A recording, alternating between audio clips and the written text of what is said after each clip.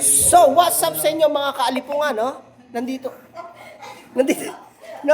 ngayon tayo sa school dahil malapit na ang assessment kaya kailangan namin mag-review mga kaalipungan, no? So, sa araw nito, tatalakayin natin kung ano yung mga gagawin namin at dapat namin gawin para sa assessment mga kaalipungan. So, nandito na sila. Eto, sir, magandang umaga, sir. Magandang umaga. Gusto ko po sanang interviewin kayo, sir. Ano ho yun, sir? About sa assessment namin, sir. Ano ho yun? Ano bang dapat namin gawin para sa assessment? Ay, hindi ko ba din po alam kasi wala ko palang Ayun! pumapasok. So, ito, in-interview natin ng ating kaibigan, mga kaalipunga. Hindi wala pa rin idea. So, sir, interviewin po sana kita about sa assessment namin, sir. Makakapasa po ba ako, sir? So, hindi sumagot si sir, mga kaalipunga, no? So, see you tomorrow! At about naman dito sa mga kaalipungan, no?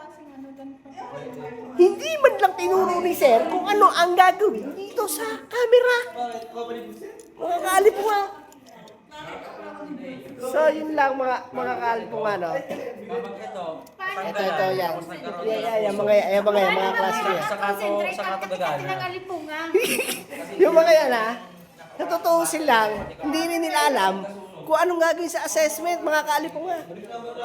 Kaya kahit ako, hindi ko rin alam kung makakapasa ako. Ha?